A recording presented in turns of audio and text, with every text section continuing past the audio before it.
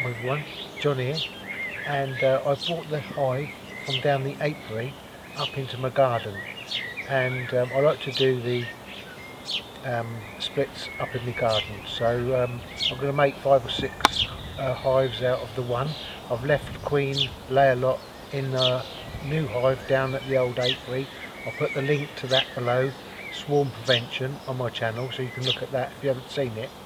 But what I'm going to do now is split this up into 5 or 6 more hives, so where I had one hive I can end up with another 5 or 6 hives, and I think it's really great. You know, maybe you don't get quite as much honey, but if you want more hives you can get plenty. So, and they're really good sales, I know. So we'll go in there and have a look. It is a bit windy today. There's a lot of gusty wind about, but I've got to do it because the sales are probably quite big now, and I don't want to leave it too long. So we'll go in now together and split it all up. Well, one of my subscribers mentioned on my last video that I had the super at the bottom and the brood at the top at the end of the film. I should have actually explained that. Because there was all queen cells on here, I didn't have this eek with me, because the eek can protect the queen cells. So when you put the super back onto the brood, it is possible that you can damage the queen cells that are all grown along there. So I like to have an eek, but I didn't have one with me. So for now, just for that a little while, I left it down the other apiary with this at the bottom, because at the bottom of here there's a bigger gap where the varroa mesh floor is, so it didn't damage any of the queen cells that would have been hanging here. But they're now back up there because they've got an eek in between, so it just protects them. So I failed to mention that on the last video. We'll go and have a look now. I've also taken out one queen cell that was fully formed and put it into a queen castle. I'll show you that quickly. The reason I did that is because it was far more forward formed than the others. The others was all about halfway done, and that one was complete. So I didn't want that emerging early and coming out and ripping all these down. I will be splitting these up into nucs as soon as they're fully capped. So have a look at the other one now. Yeah, so here's my queen castle I made. It's got 3 small nucleuses in here. There's room for 3 on this side, 4 in the middle, and 3 on the other side, frames that is. So at the moment I've got 3 frames in this side with the partition and the large queen cell. And see, they're going in there now, coming in and out the next day this is, and they're orientated to the flight to this. Okay, they're going in and out, and so I'll be adding 2 more nucleuses to that from that other hive. So I think it's great when you can do this sort of thing. Yeah, sustainable beekeeping. Right then, time to split this up now.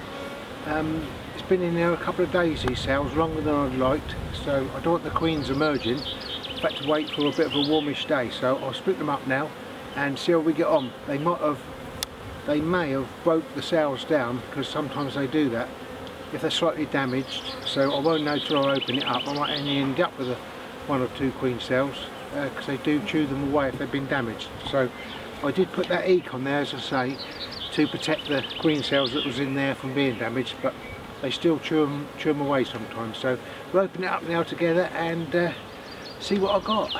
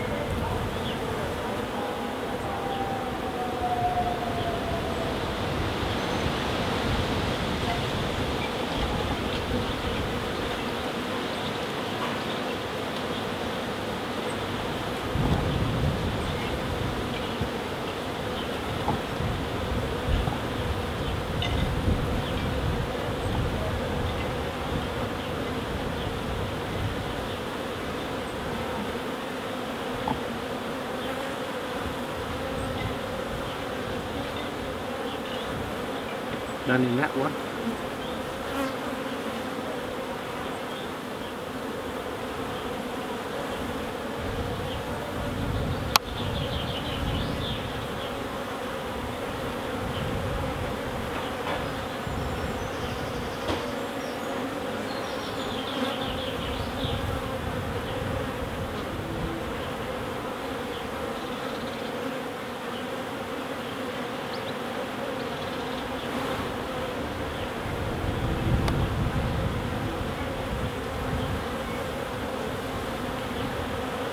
Two on that frame.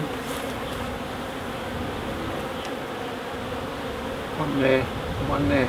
That one's fully done and that one isn't.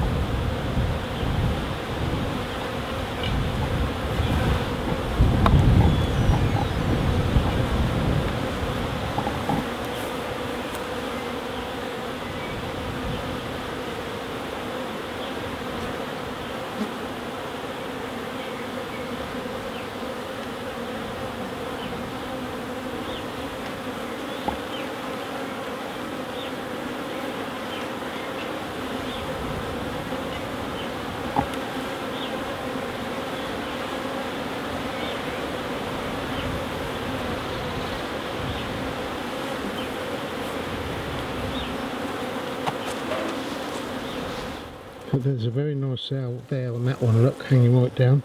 Nice and fat and juicy, so that'll be good.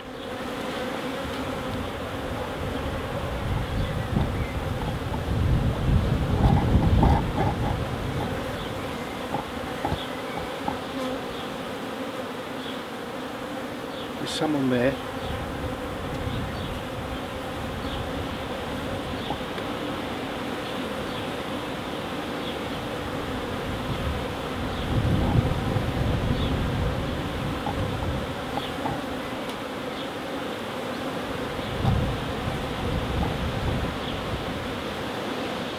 Someone here.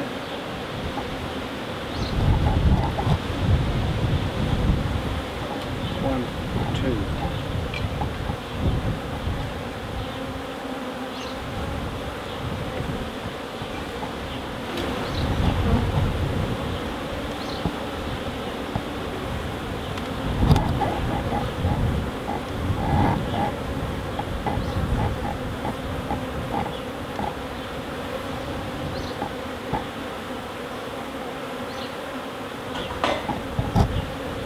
There's one with the queen cell.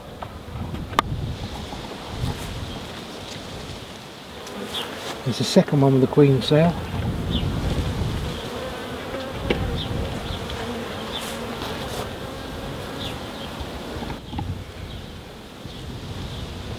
There's some cat brood. Nice cat brood and some bees.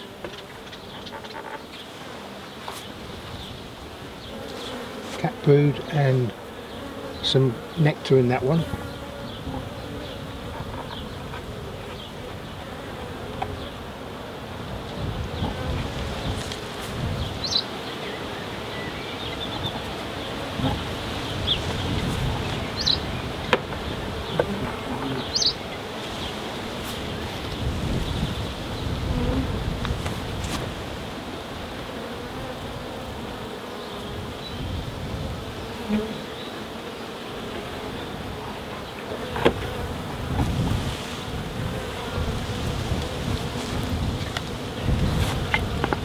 Put that in there now.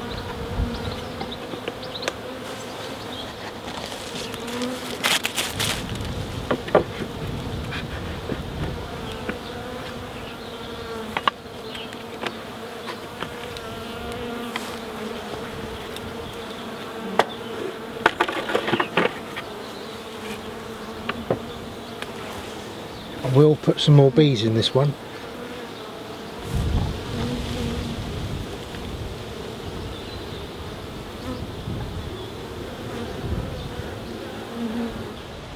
So each one of these boxes have got a queen cell, cat brood with bees, and also honey stores and a bit of pollen. This one's got a lot of pollen in it.